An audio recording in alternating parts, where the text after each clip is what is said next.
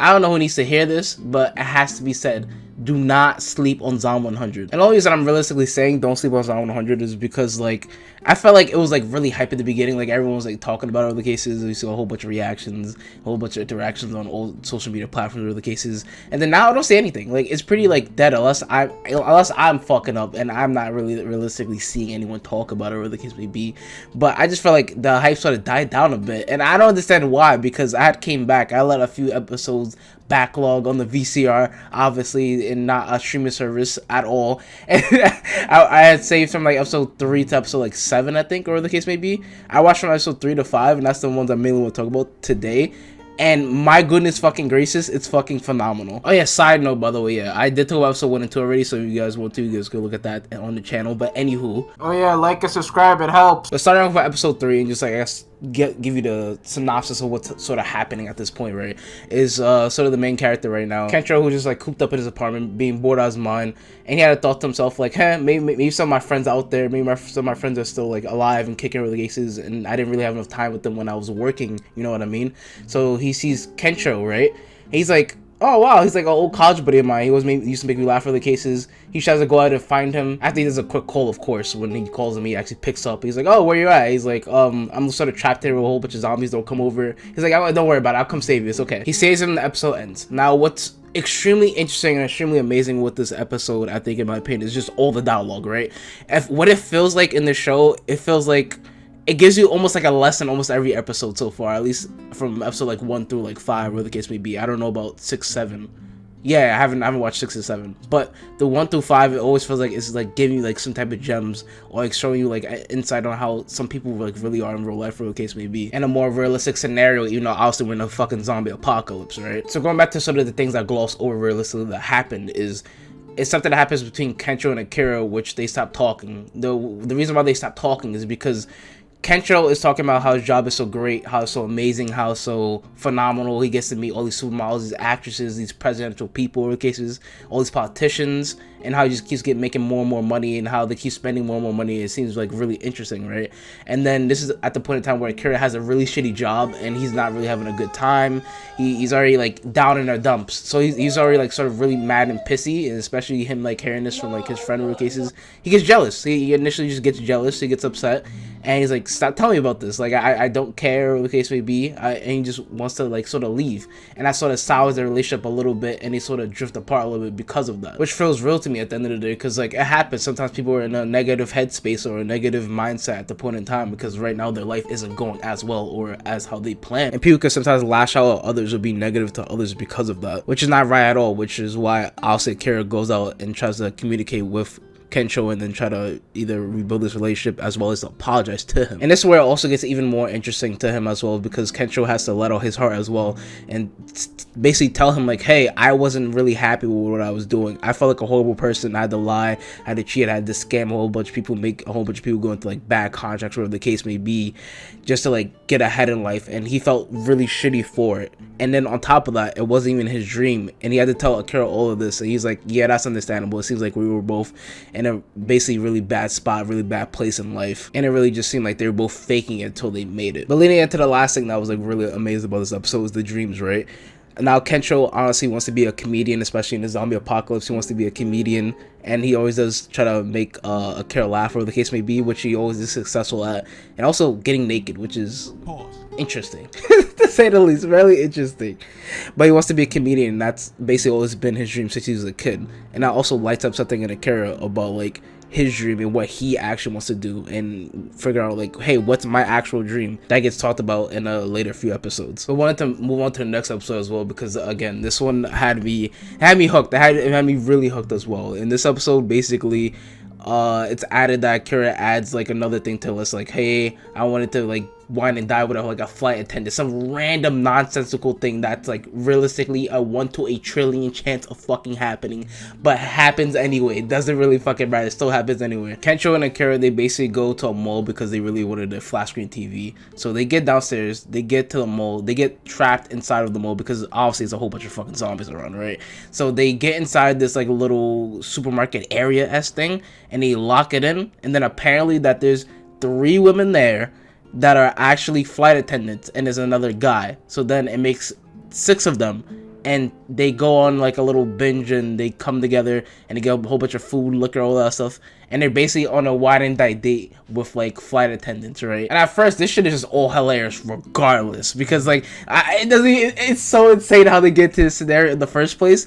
But it's also even funnier because Akira doesn't know how to talk to women. He doesn't know how to make a conversation. He's only focused on work, and then he's only focused on like college rugby. You know what I mean? He didn't have any time for women, or the case may be. So he just doesn't know how to talk to women. He's like, "Hey, yo, you got a boyfriend?" And then she's like, "Are you seriously asking me?" At this point in time, and it.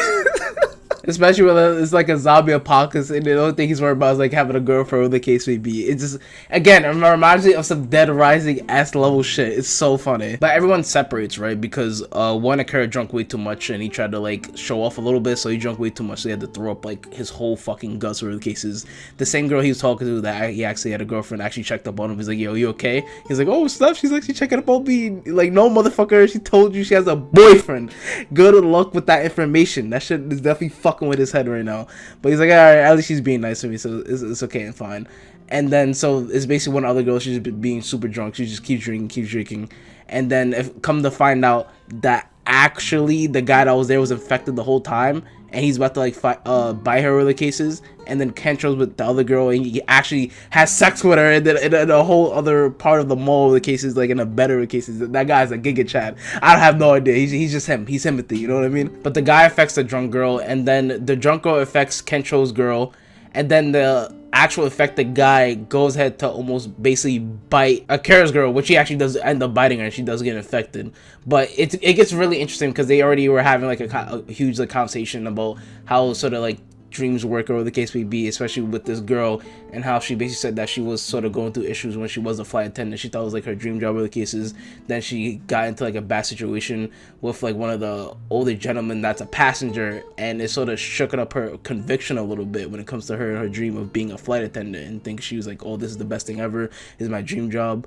And that experience itself shakes her up and is like, "Yo, is this really my dream job? Is this really what I want to do in life?" Or the case may be. And honestly, after she gets bit, she tells Akira like, "Hey, this is actually what I really want to do, even though this really shook me up and sort of shook my conviction. This is still my dream. This is something I really wanted to do." Which I do love, because again, it feels so fucking real when it comes to stuff like that. It's like, you're gonna have a dream, things are gonna shake it up in your life where you're like, "Damn, do I really still even want to fucking do this? Do I want to change it? Do I just want to succumb to what everyone is telling me to do, or do I want to just like give up?" Like, it happens to the best of people. Sometimes, right when you're about to make it in your gambling addiction and make $1 million, you know, you give up. No, I'm kidding. But I just thought this episode was amazing. It went from like extremely funny and hilarious to like actually extremely really sad, and really sort of almost hopeful at the end of the day too, especially when it comes to Akira's convictions as well as what he wants to do in life. It definitely solidified it for him to like be more solid and want to actually go for that dream, where like the episode, like I think it was 3 started it, episode 4 like sort of lights it, and episode 5 sort of is a conviction of what's going on, solidifies it. But going into the last episode, it's not the last episode, but episode 5, the last one we'll talk about for this video, before I say the next week for another video, which is Akira wants to be a superhero. he got inspired for like when he was a kid, and he saw all the stuff of like Power Rangers or Kamen Rider, or the case may be, that is overseas, and he's like, "You know what? I want to be a superhero." So he goes to the aquarium with his brother in arms. They both go over there. They actually get a shark suit, because obviously if you can't really get bit with it, you're still gonna get hurt, but you're not gonna really get bit. But if you're wearing a shark suit, you're not gonna get really infected, right? So he wants to be a superhero, wear the suit, and try to help people in the cases. So apparently they go to the aquarium, and then actually around in the area, there's like a whole bunch of people on the bus that are getting attacked. They're trying to come to the aquarium. Akira actually is able to save one of the girls who's about to get infected by some sprinting ass zombie. They all get into like sort of the aquarium, and they're sort of like stuck there, and apparently there's even more zombies inside the aquarium, which is also hilarious. And then also another funny thing is one of the girls that were there earlier, on top of that, like earlier in the season, Shizuka, who didn't want to sort of give her contact information to Akira because she just felt like this guy was like a really big red flag, or like just a risk, like, you know, like he doesn't know what he's like realistically doing, especially in the zombie apocalypse, and it just feels like a risk, like to actually even just like conversate with him or do anything with him as like a group, or the case may be, right? but she's like with this big group because she thinks it's like the right thing to do over the cases. But after like they're like semi-safe in the aquarium for like a little bit, Kara tries to have a conversation with her, and then she sort of just like breaks him down. Like she's a really argumentative person, and she breaks him down like, hey, this is like really stupid, this is a dumb idea, you can hurt others, you can hurt your friends, whatever the case may be. And so just like breaks him down, and so like messes with his head like a little bit. But then apparently a shark had ate a few of the zombie divers or the cases, and now he can run as well as like be on land or the cases, which is insane. It was really funny seeing it, but it was also fucking insane watching it, right? But just they get stuck in a room where it's the girl, it's Akira, and as well as his obviously the shark, because everyone else gets away. But the only reason why Shizuku's even there in the first place, like if she's stuck like in a room with the shark, is because the girl from earlier that Akira has saved, she had just like grabbed onto her, just threw her on the floor, some crazy shit. My mouth was like hit the floor. I was like, holy shit, he's an asshole. But Akira ends up like stunning or killing the shark, or the cases, with like some batteries, because apparently like they're really electro something. I have no idea, but it doesn't matter. He kills the shark, right? And Akira and Shizuku end up exchanging sort of numbers, because she doesn't really think it's like much of a risk, or it's not that bad if we just exchange information, but because she doesn't really want to join the group, because she still thinks, again, they're more of a little bit of a red flag. But she's like, it's okay if we can exchange information, that's fine, right? And the reason I really love this episode is because like it sort of shows like, hey, sometimes the most logical thing to do isn't really the best thing to do. Sometimes it's better to like at least try to help somebody out, or sometimes you also just gotta test the waters when it definitely comes to the terms of like your dream, or the case may be. Sometimes it can change, sometimes it can wax and wane, and maybe you actually really want to do something else better in life that's even more suitable to you. Also, Akira hit her with this like Giga Chat line, and then she was like, oh my goodness, I think I might like him.